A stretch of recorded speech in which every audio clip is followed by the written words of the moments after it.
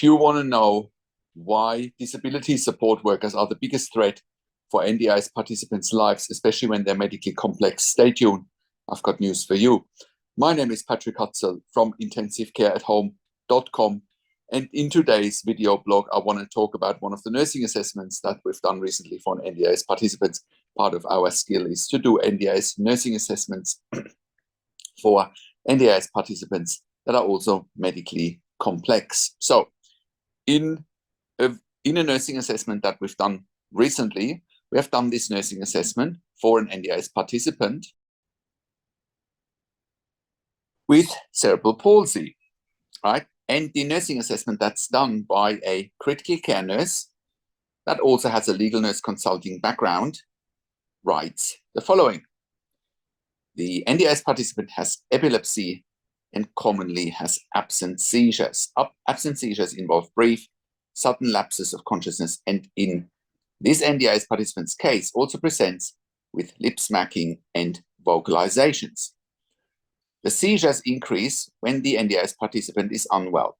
These seizures pose a risk to the NDIS participant's lungs as the participant is unable to cough and swallow effectively during a seizure, and therefore saliva may run down into the lungs and cause chest infections through aspiration. The NDIS participant requires suctioning of the oral cavity if there is saliva that is unable to be swallowed during a seizure. Care staff need to be able to immediately recognize when the NDIS participant is having a seizure and be able to implement airway protection measures to prevent aspiration pneumonia during a seizure.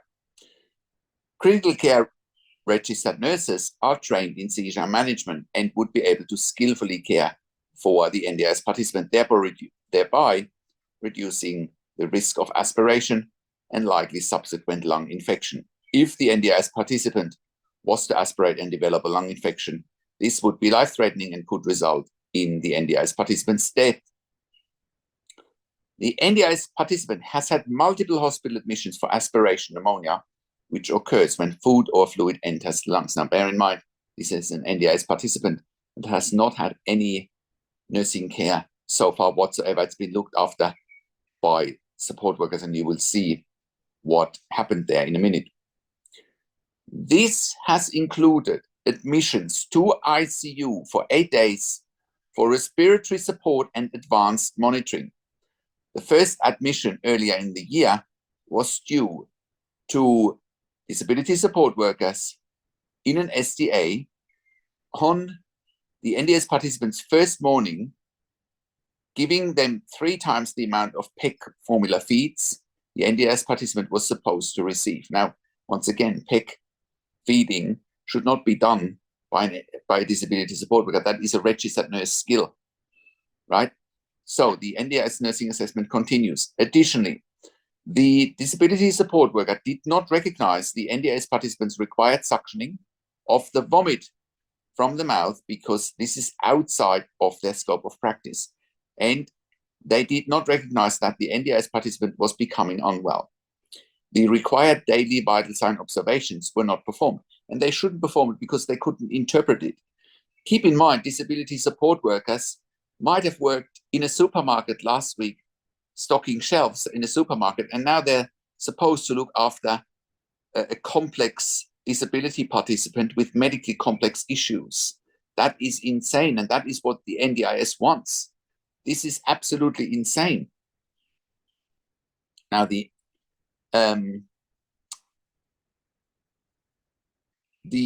NDIS nursing assessment continues. So the required vital sign observation were not performed, and deterioration was missed by the disability support worker until the NDIS participant's sister visited and recognized that she was critically ill. An ambulance was called, and the NDIS participant was rushed to the hospital and treated as a code 1 in the resuscitation area of the emergency department. Had the NDIS participant not been visited by her family, it is likely she would have continued to deteriorate without the disability support worker or anybody noticing, and she would have died. The NDIS participant returned to the SCA in May, where the NDIS participant again vomited and aspirated overnight. The following morning, The NDIS participant was transferred to hospital for another episode of aspiration pneumonia. The third admission to hospital occurred just a month later, where the NDIS participant had a day visit to the SDA.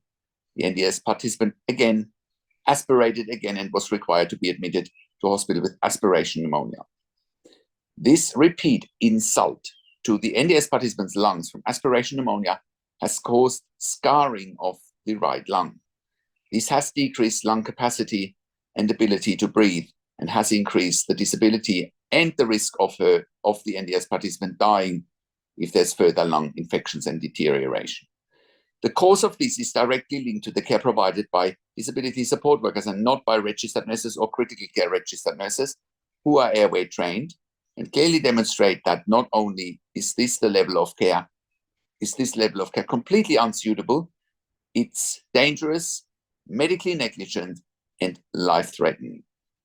And I just leave the excerpt of the NDIS nursing assessment there. But this is what the NDIS wants. They're treating people with a disability as second-class citizens, because those people in a hospital would have registered nurses, but when they're going home, the NDIS wants to have disability support workers look after them. And this is clearly dangerous, it is negligent, and it puts more pressure on hospitals, right? Because people are going back to hospitals. It is using disability support workers for medically complex NDIS participants with a disability is like flying the airplane with a cabin crew instead of the pilot, right? You can't do it. And if you do it, a disaster is striking. But that's what Bill Shorten and his NDIS bureaucrats are wanting to do, and is absolutely ridiculous, right? So for anyone watching this who has a family member with a disability who's medically complex, you actually need registered nurses and not disability support workers looking after your family member. And the funding is there. It all comes down to providing the right evidence, which is what we help you with here at Intensive Care at Home, right? Because not only are we trained critical care registered nurses with over 12 years of community nursing experience as well, we're bringing intensive care nurses into the home, knowing how to keep our clients at home predictably, right? That is our skill. But we also have the skill of advocating for the right level of funding. So if your NDIS support coordinator is telling you there is no funding for nurses, they shouldn't be working in the NDIS space, right? It means they don't want to do the work. That's what it is, or they don't know how to do the work. In any case, now you know what to do and you know where to seek help. Now, with intensive care at home, we are providing intensive care nursing at home for ventilation, tracheostomy, home BiPAP, home CPAP, ventilation without tracheostomy care without ventilation, home TPN, home IV potassium infusion, and home IV magnesium infusion. We're also providing port management, central line management, peak line management, as well as Hickman's line management, and we're also providing palliative care services at home. We're also sending our critical care nurses into the home for emergency department bypass services. We have done so in the past successfully for the Western Sydney Local Area Health District, their In Touch program, saving approximately $2,000 per patient that we keep at home instead of going to the emergency department. We're also cutting the cost of an intensive care bed by around 50%. Intensive care bed costs around $5,000 to $6,000 per bed day, and our service is about 50% of that. We're freeing up the ICU bed and we're improving the quality of life, and in some instances, quality of end of life for patients and their families.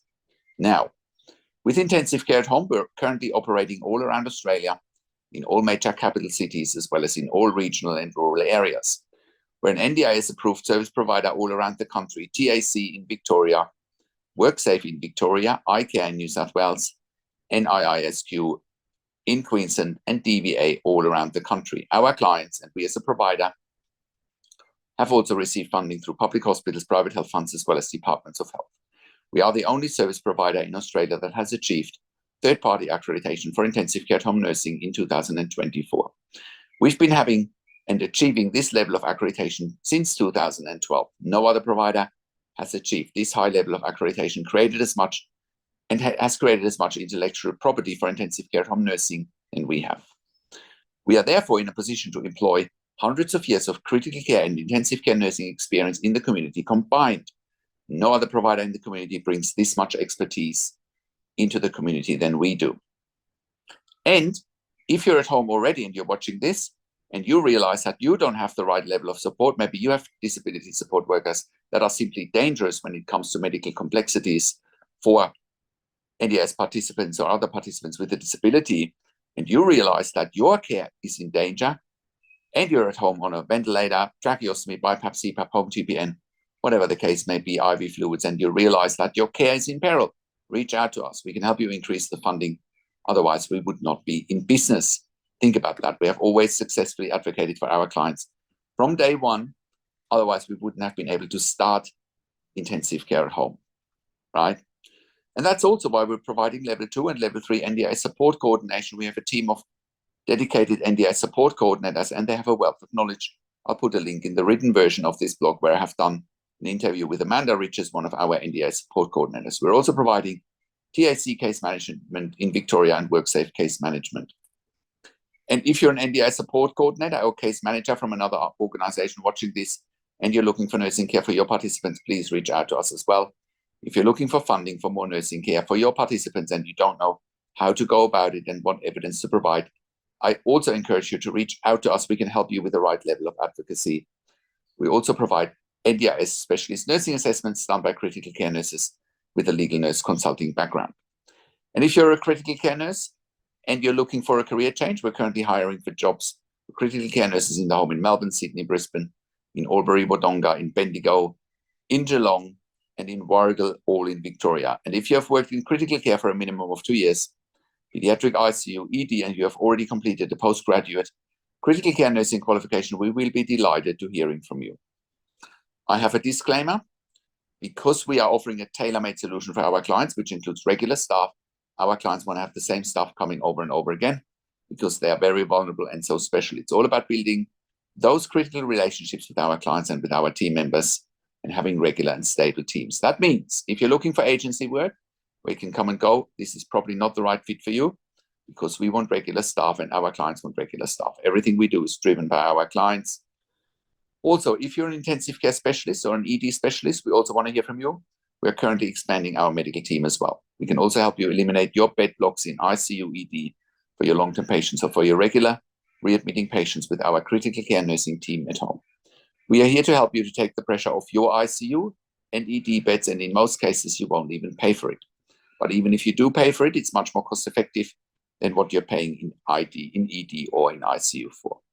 And if you're a hospital executive watching this and you have bed blocks in your ICU, ED, respiratory wards, please reach out to us as well. We can help you fast.